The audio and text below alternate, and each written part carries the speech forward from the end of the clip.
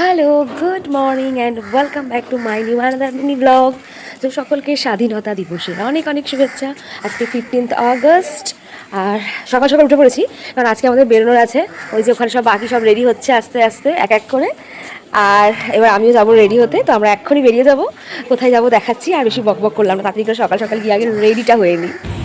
তাড়াতাড়ি করে সবাই মিলে রেডি ফেডি হয়ে নিয়েছি, আর রেডি হতে না হতেই দেখো আমাদের গাড়িটাও কিন্তু চলে এসেছে। সো ফাইনালি রেডি ফেডি হয়ে নেমে গেছি। এই যে আমার মা মুখটা ঘুরিয়ে দিচ্ছে কেন, এই যে বাবা রেডি, এই যে রেডি, আর এই যে গাড়িও রেডি। সো আমরা এখন বেরিয়ে পড়ছি, চলুন যাওয়া যাক আগে। তো চলো এবার তোমাদেরকে বলেই ফেলি আমরা যাচ্ছিটা কোথায়। আমরা যাচ্ছি মা তারার ডাকে তারাপীঠ। ইয়েস, আমরা যাচ্ছি এখন রামপুরহাট, আর সেই কারণেই চলে আসলাম কলকাতা স্টেশনে। এখান থেকেই 12363 কলকাতা টু হলদিবাড়ি ট্রেনে করে আজকে আমরা পৌঁছে যাব হচ্ছে রামপুরহাট। আমাদের ট্রেনের টাইমিং আছে 9টা 5, আর ঠিক সেই কারণেই সকাল সকাল একদম তড়িঘড়ি করে চলে আসলাম। আর এখানে দেখো আজকে যেহেতু স্বাধীনতা দিবস, কি সুন্দর ফ্ল্যাগটা দেখেও ভালো লাগলো। তো যাই হোক, এখন আমরা যাচ্ছি, আর আমাদের আর কিছুক্ষণের মধ্যেই ট্রেন দিয়ে দেবে। আমরা এখান থেকে সকালের ব্রেকফাস্টের জন্য খাবার টাবার কালেক্ট করে নিয়েছি, আর এখন ওয়েট করছি ট্রেনের জন্য। আর এক্ষুনি ট্রেন দিয়ে দেবে। অলরেডি দেখো 8:33 হয়ে গেছে।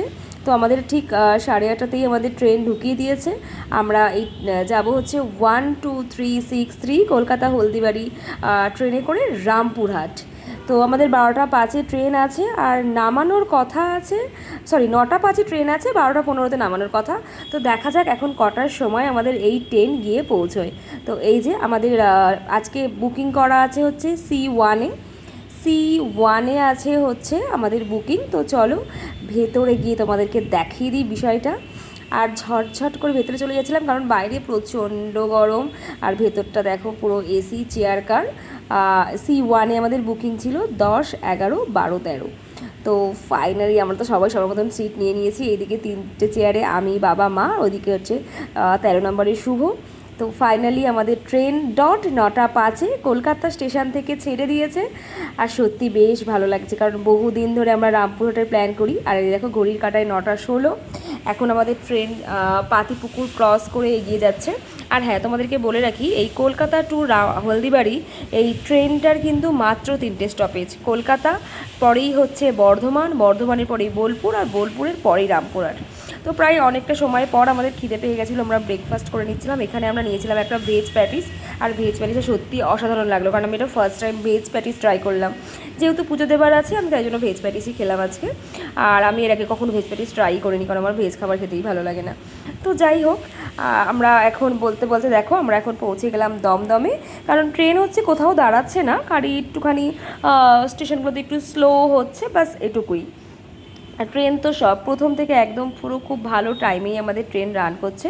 তো এই যে এখন আমরা ক্রস করছি দমদম রেলওয়ে স্টেশনের ওপর দিয়ে। তো যাই হোক, এই ট্রেনে কিন্তু আমাদের বেশ সব কিছু সেট আপ একদম ঠিকঠাক। আর ট্রেনটা বলতে গেলে প্রচণ্ড ভিড় ছিল, যদিও আমাদের যেহেতু এসি চেয়ার কার আমরা ভিড়টা বুঝতে পারিনি। এই যে ট্রেন এখন যাচ্ছে দক্ষিণেশ্বর স্টেশনের ওপর দিয়ে। তো দক্ষিণেশ্বরের মায়ের মন্দির দর্শন করতে করতে আমরা পৌঁছে যাব মা তারার কাছে। তো চলো যাওয়া যাক, এগিয়ে যাই। আর এখানে যেতে যেতে প্রায় আমি প্রত্যেকটা সেশনই চেষ্টা করছিলাম তোমাদের সাথে শেয়ার করার, কিন্তু প্রত্যেক সেশন খুব ফাস্ট যাচ্ছিলো, কারণ ট্রেনটা স্পিডে যাচ্ছিলো। তো এখন আমরা ডানকুনি ক্রস করছি, আর ট্রেন একদম অন টাইমে রান করছে। আর এই পাশের এই সবুজ জমি, দূর দূরান্তে শুধু সবুজ আর সবুজ, আমার কিন্তু বেশ ভালো লাগে দেখতে। বলতে বলতেই পাশ দিয়ে পাস করে গেল একটা লোকাল ট্রেন।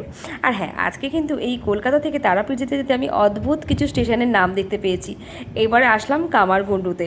তো এরপরেই না শুরু হবে বেশ মজা। এই যে গুড়াপ, হ্যাঁ, যেমন আজকে মশাপুর থেকে শুরু করে প্রচুর ফানি ফানি স্টেশনের নাম পেয়েছি। তো আমার কিন্তু বেশ ভালোই লাগছিলো। এই যে ঝাপানডাঙ্গা, তো যাই হোক এগুলো কিন্তু আমার একদমই জানা ছিল না। এটা হচ্ছে জৌগ্রাম। তো এরপরে আমাদের প্রচণ্ড খিদে পেয়ে গেছিলো আবার ঝালমুড়ি দেখে, যদিও ঝালমুড়িটা দেখে খিদে পেয়ে গেছিলো। তারপর একটু নিয়ে নিলাম ঝালমুড়ি, আর কাকা কিন্তু ঝালমুড়িটা জাস্ট অসাধারণ মেখেছিল। তো ঝালমুড়ি খেতে খেতে খেতে আমরা এগিয়ে চলেছি তারাপীঠের উদ্দেশ্যে। এখন আমরা যাচ্ছি হচ্ছে শক্তিগড়ের ওপর দিয়ে। শক্তিগড় স্টেশনটাও কিন্তু বেশ, শক্তিগড় ক্রস করেই আমরা এরপরে ঢুকে যাব হচ্ছে বর্ধমান। তো আমাদের কিন্তু এখান থেকে কলকাতা থেকে হলদিবাড়ি ট্রেনটার, কলকাতা টু হলদিবাড়ি ট্রেনটার ফার্স্ট স্টপেজ ছিল হচ্ছে বর্ধমান। আর বর্ধমানে যাওয়ার স্ট্রিটটা দেখো, কত মানুষ, পুরো প্ল্যাটফর্ম ভর্তি লোকজন। আর হ্যাঁ, যেটা বলছিলাম, এখান থেকে কলকাতার পরে বর্ধমান, বর্ধমান থেকে তারপর আবার শুরু হয়ে গেল ট্রেন, রওনা দিয়ে দিল এবার বোলপুরের উদ্দেশ্যে। আমাদের কলকাতা থেকে বর্ধমান আসতে প্রায় লেগে গেছিলো 1 ঘন্টা 45 মিনিট মতন। আর এরপর হচ্ছে 1 ঘন্টা ডিস্টেন্সে হচ্ছে বোলপুর, আর তারপরেই হচ্ছে আমাদের রামপুরহাট। তো দেখো, একটু চা খেয়ে নিয়েছিলাম, বেশ অনেকখানি টাইম পার করেছি। তারপর সকলে মিলে আমরা একটু চা ফা খাচ্ছিলাম। আর লেমন টি খেতে কিন্তু আমি ভীষণ পছন্দ করি, স্পেশালি ট্রেনের লেমন টি।